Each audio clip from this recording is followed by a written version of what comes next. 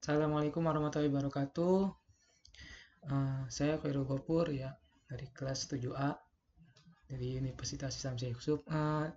Di sini akan memaparkan secara singkat ya mengenai Unified Modeling Language atau UML ya.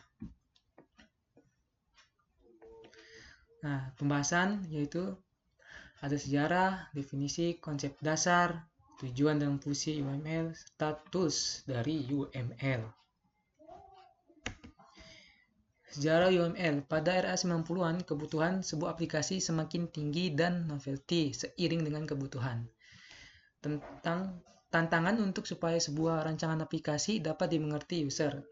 Pengembangan oleh Grady Botts, Ivar Jacobson, dan James Rumbaugh pada tahun 1994 sampai 1996. Tahun 1997, UML diakui oleh Object Management Group atau OMG. Nah, tahun 2005, Object Management Group bertanggung jawab untuk mengelola UML sejak diadopsi sebagai standar. Nah, jadi UML ini pada era 90-an ya.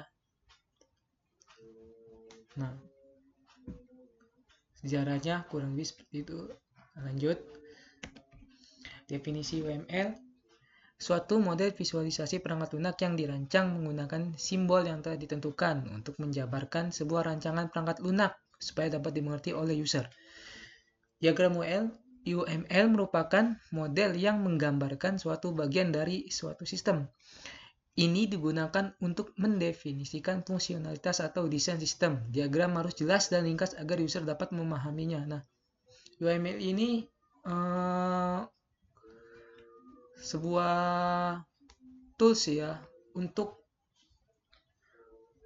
menggambarkan desain dari perangkat lunak atau rancangan ya, sebuah perangkat lunak. Nah, di dalam itu nanti ada simbol-simbol macam-macam. Nah, seperti itu. Nah, ini gunanya untuk memperjelas suatu sistem dari hasil analisis recruitment.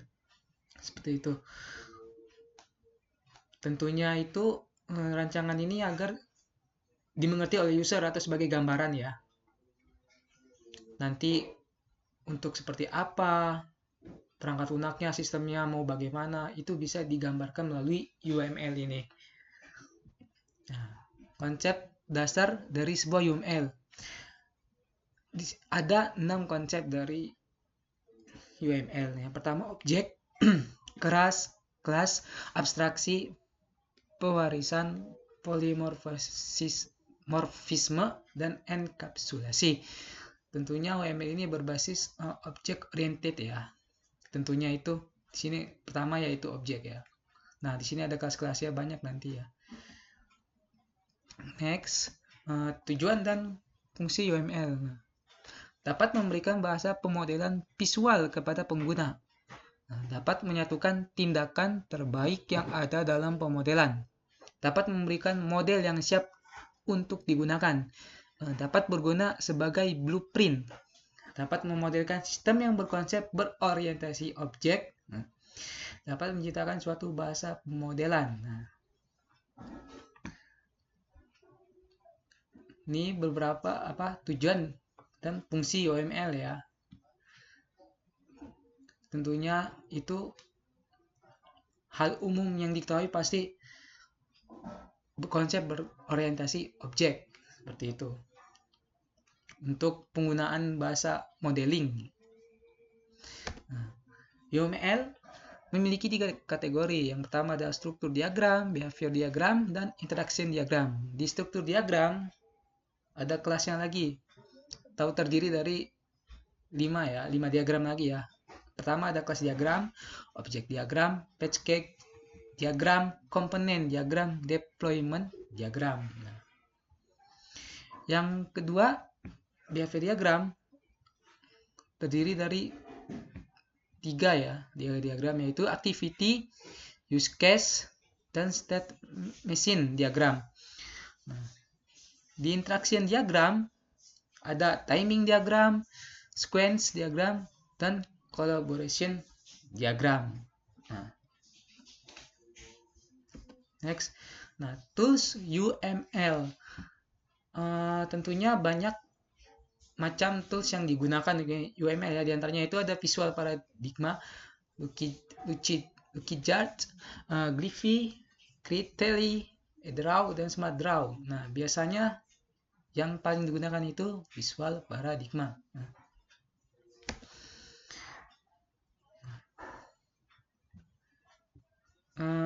Kesimpulan. Nah, pada awal tahun 90-an, model UML berbasis objek seperti menggunakan bahasa programan C++.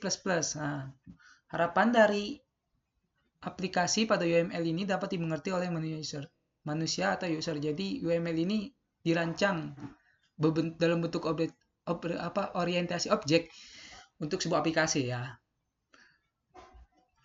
Terus perkembangan selanjutnya, pada tahun 1994 dan sampai 1996 ada 3 model. Yang pertama model bots, ya sangat fleksibel. Nah, pada model ini sangat fleksibel digunakan untuk mendesain programan berorientasi objek. Nah, pada model Jacob mengatasi bagaimana cara penggunaan mengenai mendeteksi desain yang sangat rumit. Dan model Rumbaugh terakhir yaitu di sini sudah mempergunakan bentuk UML ya. Macam-macamnya tadi yang ada ciri kategorinya ya, ada 3 kategori dan subkategorinya pada UML.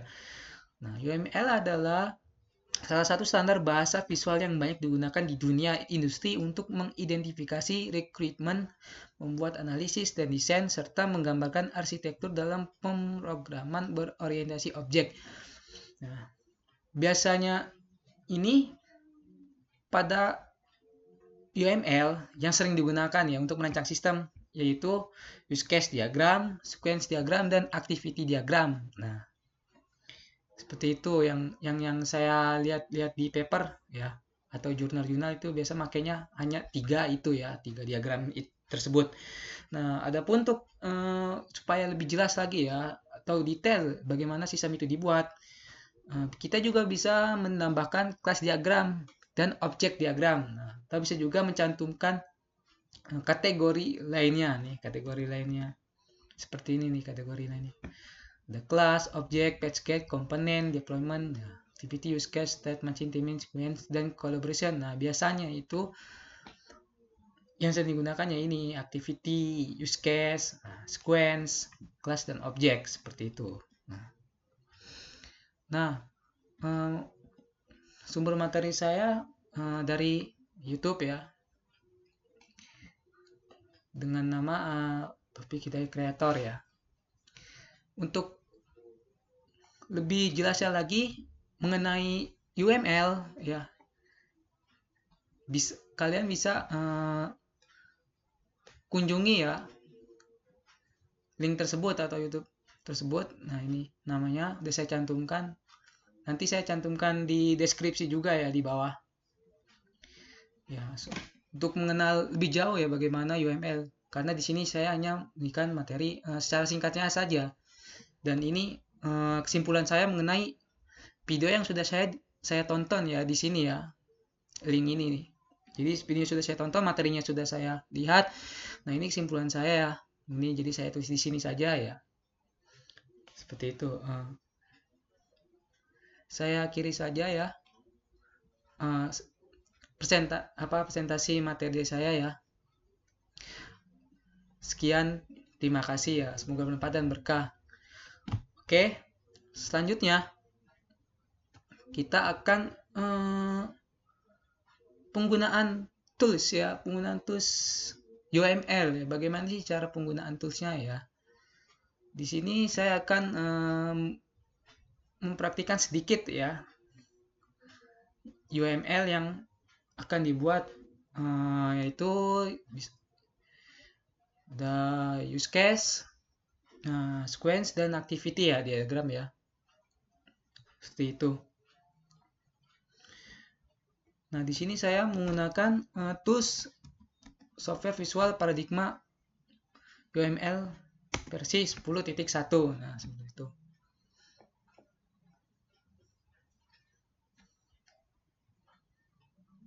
Anda bisa gunakan yang lainnya juga ya, tidak hanya tools Visual Paradigma ya. Nah, sini tampilannya seperti ini. Nah, ini lalu untuk membuatnya itu kita klik file, membuat project baru ya, new project ya. Nah, beri nama project name.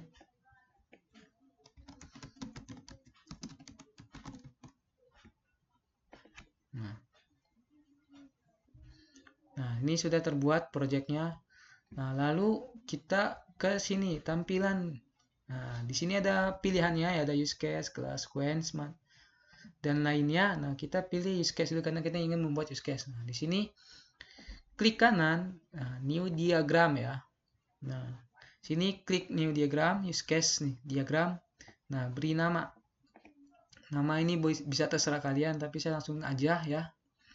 Oke. Nah, tampilannya seperti ini.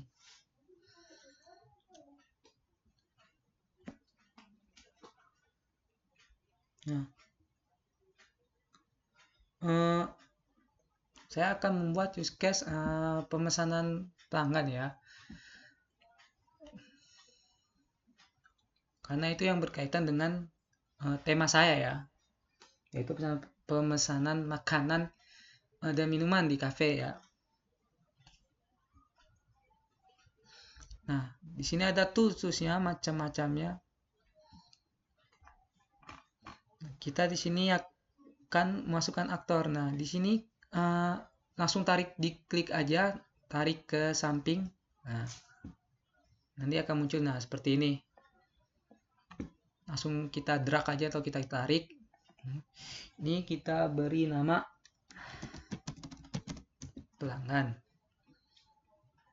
Lalu kita tarik lagi. Nah, di sini saya membuat 3 aktor ya di sini. Aktor bisa kalian buat sesuai dengan tema kalian masing-masing ya.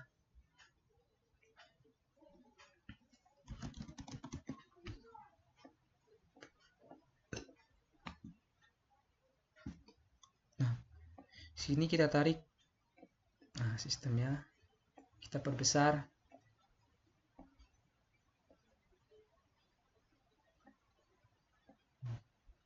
Sini bisa kita atur. Nah, seperti itu. Lalu kita masukkan use case-nya. Nah, seperti ini sama caranya, tinggal ditarik saja ya. Double klik kiri, tarik ke dalam kotak ini sistem.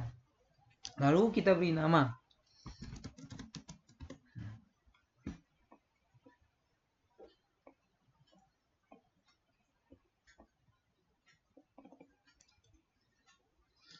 Isikan use case tersebut sesuai dengan itu ya.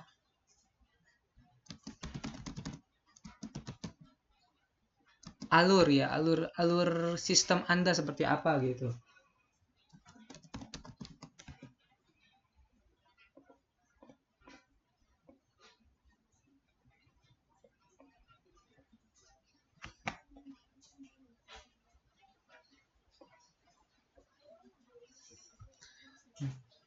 Di sini saya karena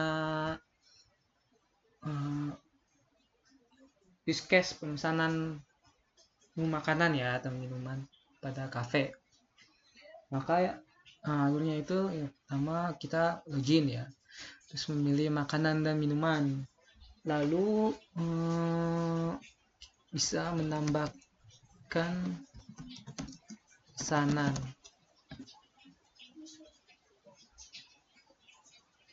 tambah lagi membatalkan pesanan,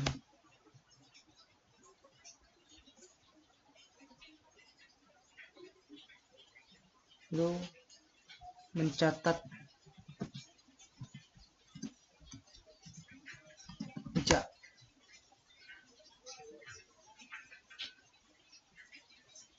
lalu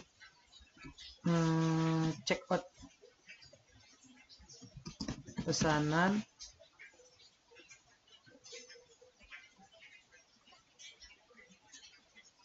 Lihat daftar pesanan.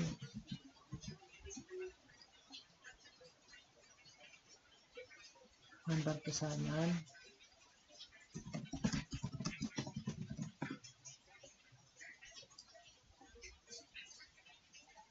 Ini membuat pesanan.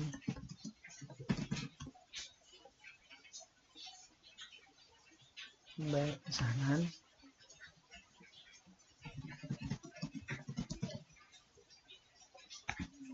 Lalu apa?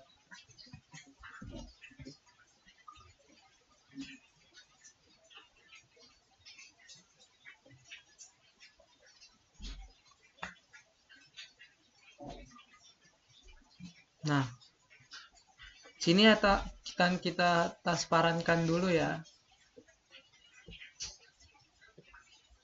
supaya lebih mudah dilihatnya. Klik kanan, style and formatting, lalu transparan. Nah, ini akan putih dia. Lalu ini kita blok dahulu, akan kita transparankan juga ya. Sama caranya, klik kanan, style and formatting, lalu transparan. Nah, seperti itu. Nah, ini bisa kita atur ya posisinya ya, sesuai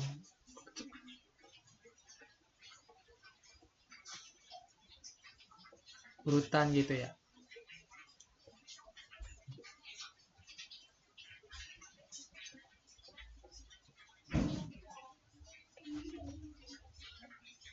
Nah, lalu kita tarik ini association, garisnya. Nah,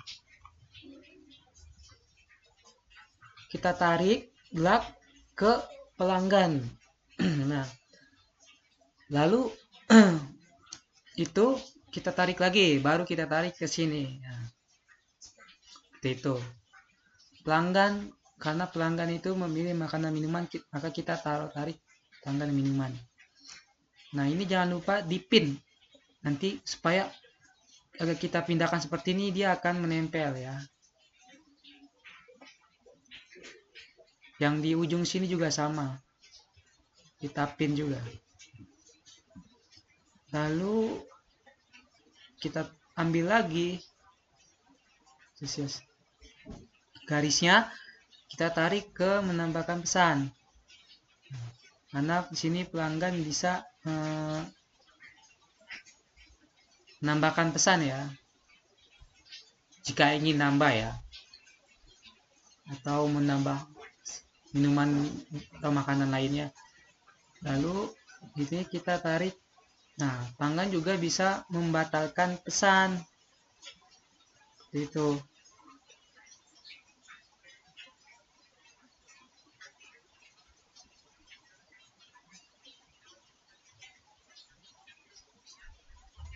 Ini agak kurang itu ya. Nanti bisa Anda rapikan sendiri ya garisnya ya. Ini saya hanya mencontohkan bagaimana cara penggunaannya ya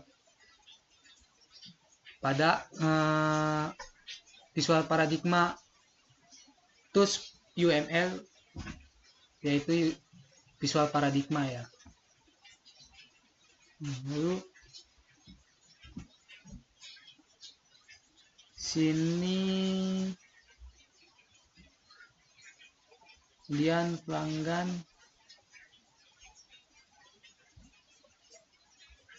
bayar pesanan. Nah,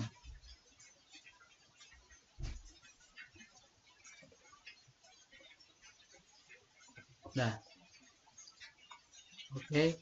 Sini pelanggan tidak login ya. Kenapa? Karena yang login itu hanya pelayan dan dapur. Jadi si pelanggan itu hanya memilih ya, memilih makanan minuman ya. Seperti itu. Jadi si pelayannya nanti itu yang menginput ya. Dia memilih makanan atau minumannya ya. Si pelanggan itu hanya memilih saja. Seperti itu. Makanya tidak. Lalu kita ke pelayan. Nah, pelayan ini harus login dulu ya terlebih dahulu.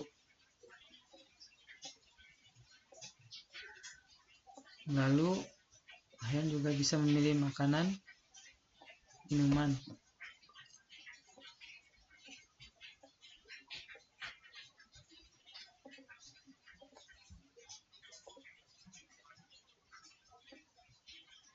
Si pelayan juga bisa menambahkan pesanan. Ini garisnya bisa kalian atur sendiri ya.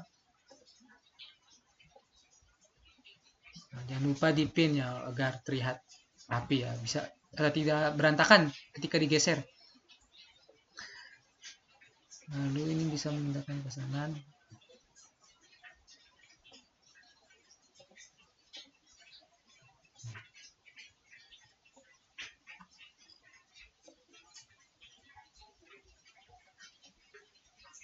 Catat nomor meja.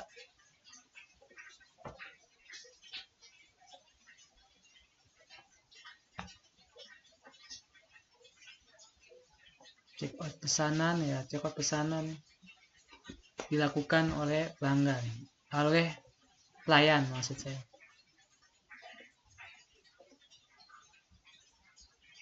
Karena yang mengendalikan itu si pelayan. Pelanggan di sini hanya memilih saja, atau bisa request menambahkan pengaturan pesanan. Nanti yang eksekusi itu yaitu pelayan.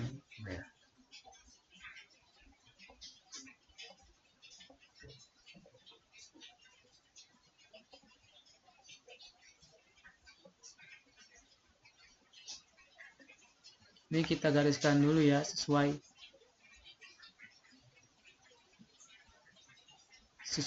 aktornya ya. Saya mengantarkan pesanan.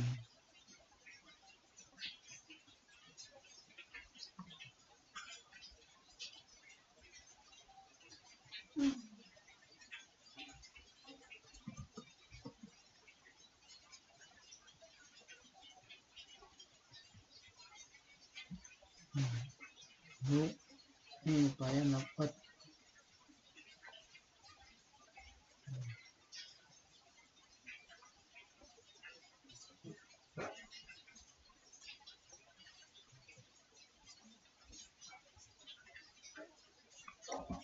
Ini bisa kalian atur ya sesuai keinginan kalian ya, sebagus mungkin ya. Pihak dapur membuat pesanan.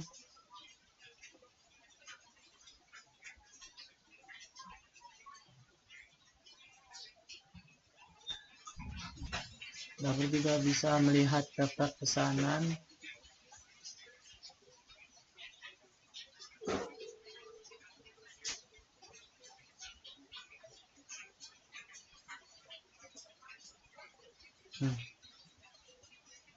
Lalu sudah ya. Nah, seperti ini use case saya untuk pemesanan ya, menu makanan ya di kafe dan minuman di kafe ya. Gambarannya seperti ini ya, dan cara penggunanya tadi seperti itu. Untuk UML pada tools visual paradigma ya. Ini kita save dulu. Bisa pencet atau tekan Ctrl S langsung ya, oke. Nah, lalu kita akan setelah use case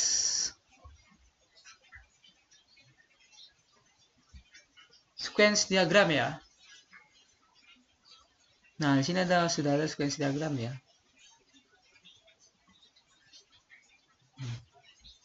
Sama caranya, klik kanan, new diagram, beri nama di sini ya.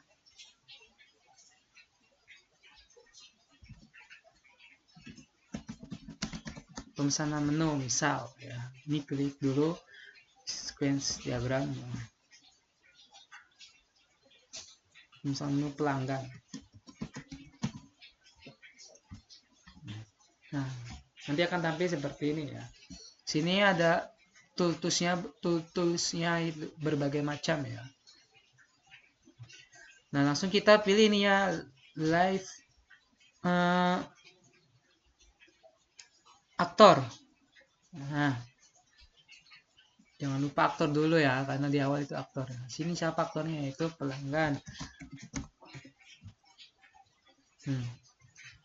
Lalu kita masukkan left line ya. Caranya ditarik saja, langsung ditekan, tarik langsung. Ya, seperti itu.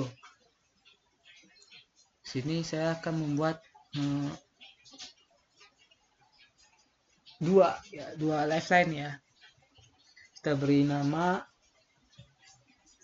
utama. Jadi di sini berisi alur si pelanggan ya.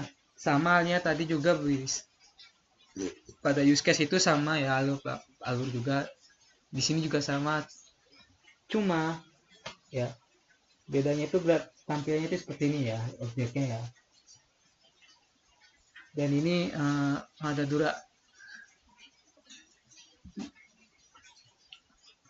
Nah, lalu kita pilih ini message ya, message kita tarik set.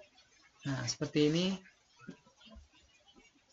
Nah, di sini ngapain hal yang pertama gitu ya dari si pelanggan, yaitu ini karena kita pesanan pelanggan, jadi langsung saja ya pilih makanan ya atau minuman ya.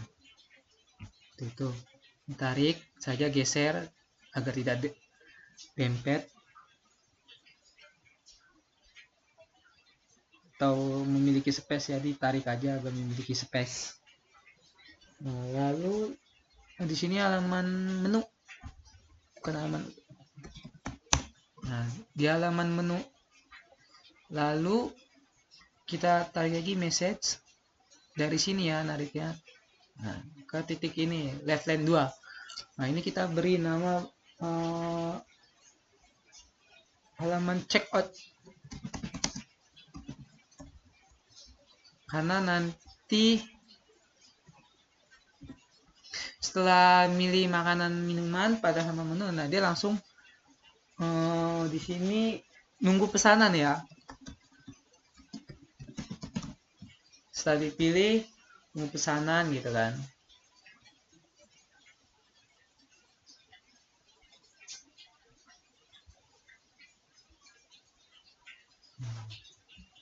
Setelah itu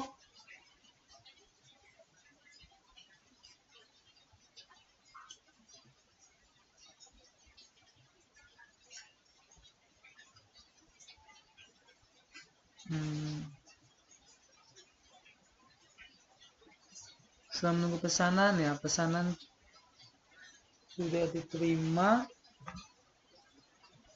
Lalu di sini form pembayaran.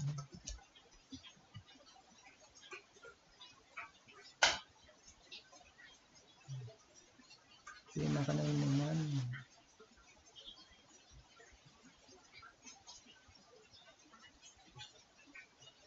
Ini kita tarik.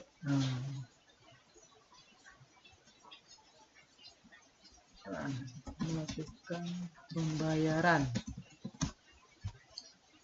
Di sini kan nanti akan setelah check out, setelah milih makanan dalam menu atau minuman, nah dia akan menunggu pesanan. Nah, dan di sini itu halamannya check out ya, tampilan check out ya, konfirmasi pesanan ya. Nah, setelah itu kita langsung lakukan pembayaran ya. Dan tampilan ini pada form pembayaran, halaman pembayaran ya. Setelah itu akan kita tarik message, return message, kembali. Jadi dari mana ya? Jadi setelah ini balik ke sini, pelanggan. Selesai ya. Nah, seperti itu ya. Nah, ini titik-titik ini berisi durasi ya, durasi waktu yang dibutuhkan oleh si prosesnya, oleh proses sistem ya.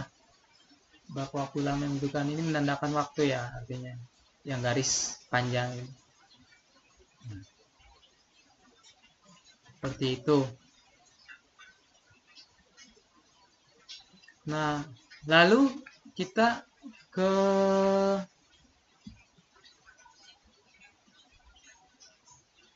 activity diagram ya. Selesai use case, sequence sudah, lalu yang terakhir ya activity diagram ya. Langsung kita beri nama sini, di sini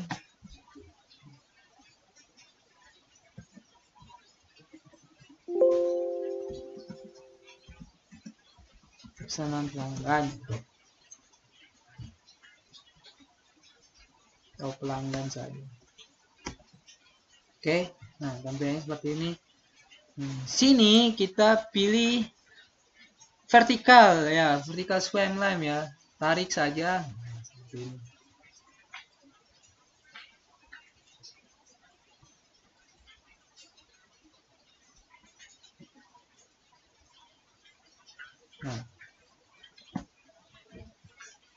Nah, ini kita ganti namanya dulu jadi pelanggan. Ini kita ganti namanya jadi sistem.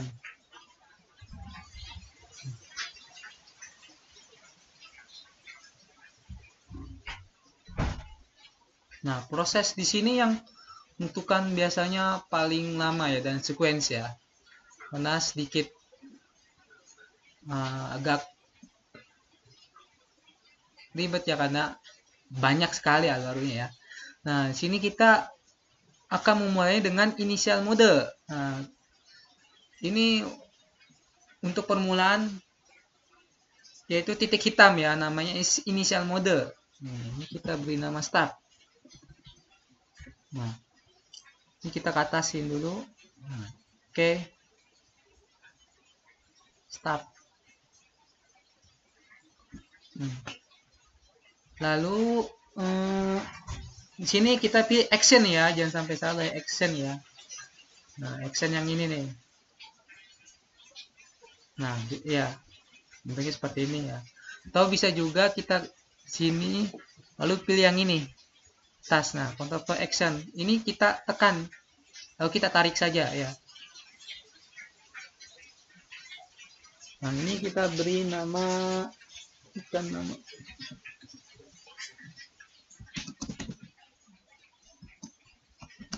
Nah, di sini tidak perlu login ya pelanggannya, karena yang tadi hanya yang login itu hanya si adminnya saja, adminnya yaitu pelayan ya, pelayan dan dapur ya.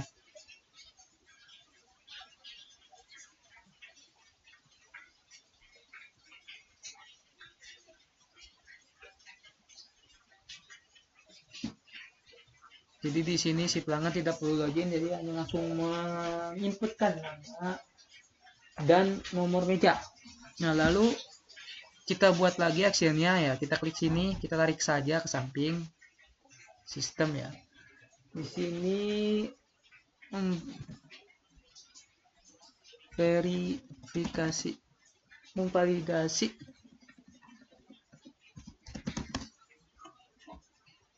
dari nomor meja yang diinputkan ya.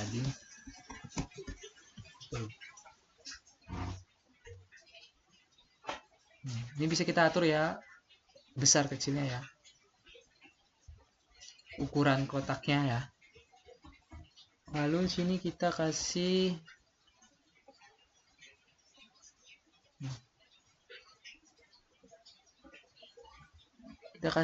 ini ya, Mary J. Nah,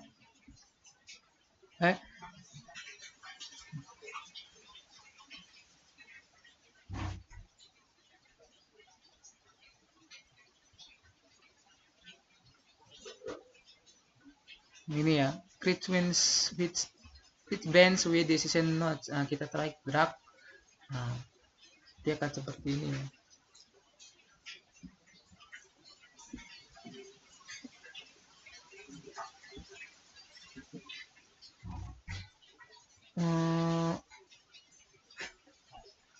Oh, maaf, salah ini ya.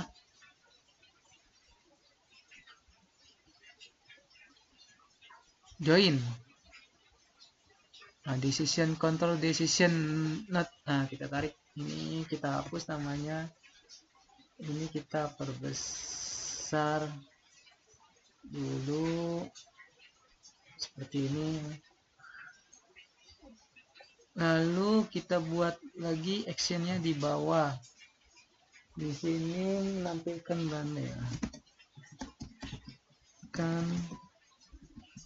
Anda menu Noma. Kita buat pesanan ya. Nah, lalu kita tarik lagi. Nah, di sini kita akan menarik garis ke sini ya, menyimpulkan nomor-nomor meja ya. Sini kita klik sekali saja ya. Sebentar. Nah, ini klik.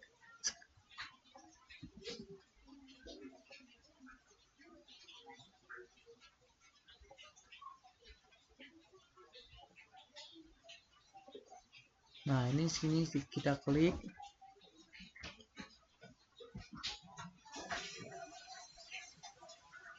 Nah, ini kita klik sekali saja, lalu kita tarik sini, kita luruskan garisnya. Nah, sini kita kasih keterangan salah. Sini kita kasih keterangan benar. Ini hanya di double klik kiri saja ya, jadi kelihatan. Nah, kita bisa menuliskan di sini. Ini gambar relasi ya, kotak seperti gambar relasi. Yang gambar seperti ini itu objek ya. Nih, action ini ya objeknya ya.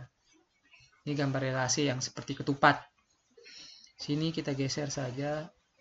Salah, ini sini benar. Nah, jadi ketika validasi nomor itu salah, dia akan kembali input. Nah, mencari ya, itu input nomor mejanya ya sistem. Nah, jika salah, jika benar, dia akan langsung ke sini, nantikan beranda ya, menu ya. Ini kita tarik dulu supaya panjang.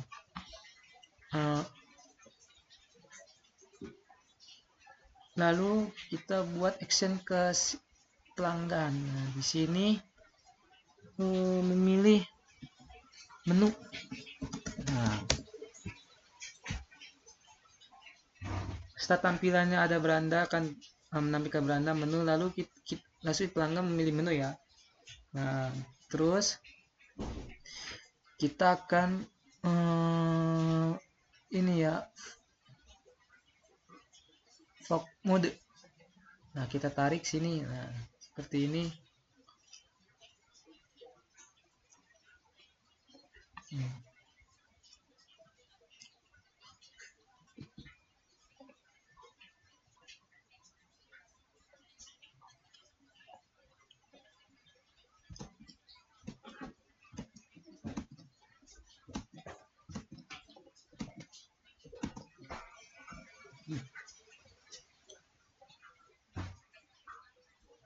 Ini bisa dihapus juga ya kalau Anda tahu melakukan kesalahan ya, atau di delete, di undo atau diulangi, bisa juga ya.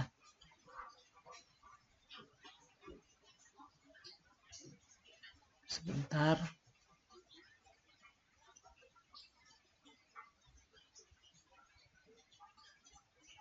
Join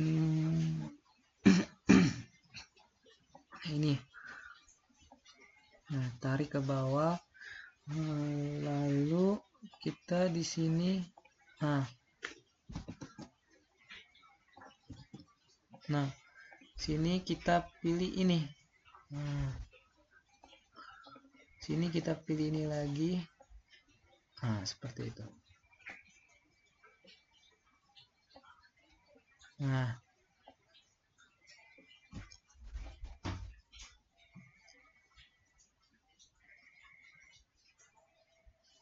sini itu makanan pilihannya, karena kita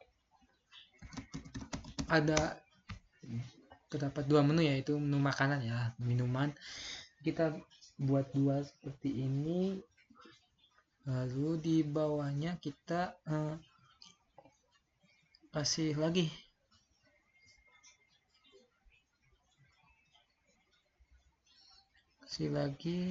seperti ini. Ini kita luruskan, kita pin dulu. Ini melakukan pesanan makanan.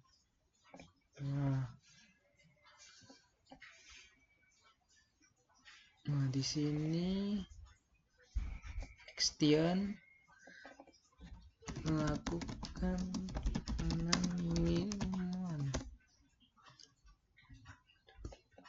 Kotaknya kita sesuaikan.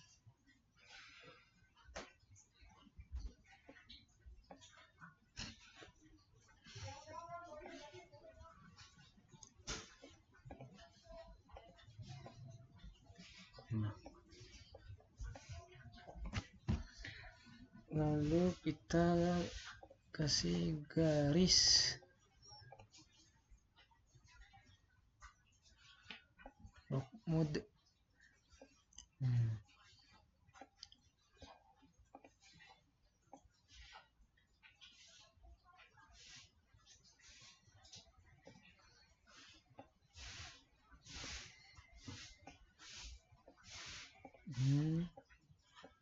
Kita pin di sini. Ini bisa kasih garis lock mode juga. Ini kita dempelkan saja.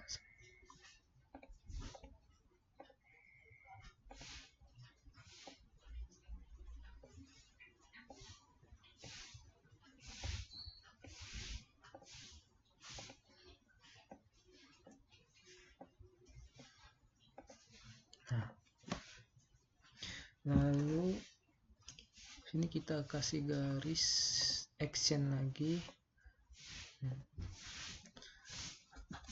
Selesai memilih ya pesan menu. Nah, kita akan tarik ke sistem. Sistem sini lalu menampilkan menu pesanan ya. Nah, oke. Lalu selesai memilih, nah kita bisa menambahkan menu ya,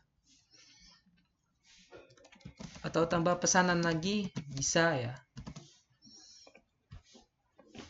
Nah, oke, sini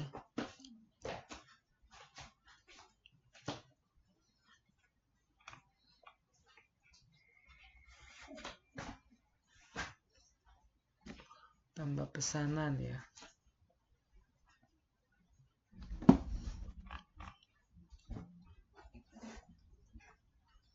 Tambah pesanan.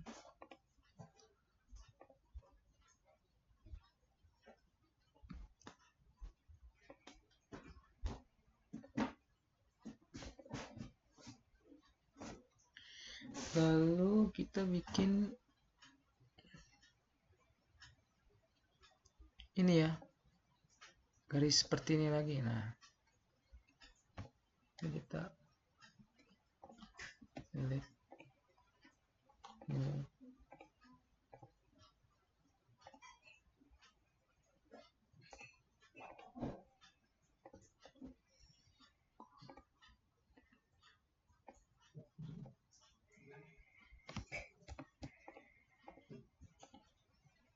ini delete.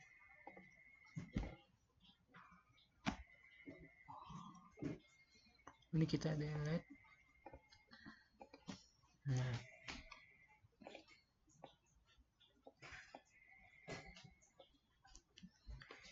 seperti ini ya. Lalu kita tarik, klik kiri, klik ke atas ya, itu ke sini. Nah, ini relasi lagi ya di sini, ke sini. Ini konfirmasi pesanan.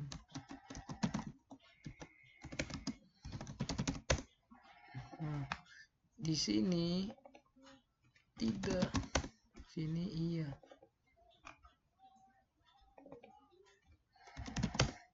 Nah, jadi ketika apakah ingin tambah pesanan, jika iya maka akan memilih menu lagi ya. Nih alurnya akan ke sini ke atas lagi dia. Nah, nanti dia akan memilih menu lagi, makanan atau minuman. Nah, jika tidak, dia akan konfirmasi pesanan ya, konfirmasi pesanan ya. Lalu di sini kita tarik ke sistem, yaitu setelah itu tampilkan ya pesanan menuju ke dapur. Nah, gitu sistemnya.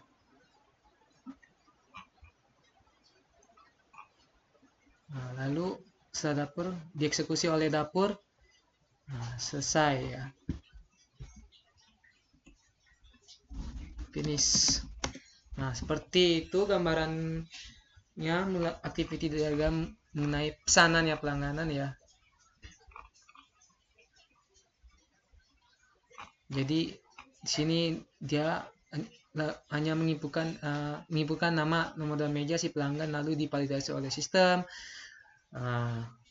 Lalu dia memilih menu makanan dan minuman. Nah, jika ingin dia tambah, akan tambah pesanan lagi, dia akan lari ke sini ya, ke atas memilih menu. Setelah selesai memilih menu ya, sistem akan menampilkan pesanan ya. Lalu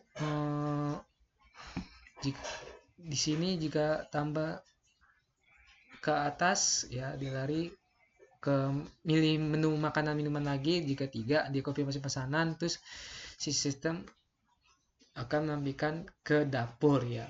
Seperti itu kurang lebihnya, seperti itu. Saya akhiri saja video kali ini. Wassalamualaikum warahmatullahi wabarakatuh. Sekian dan terima kasih.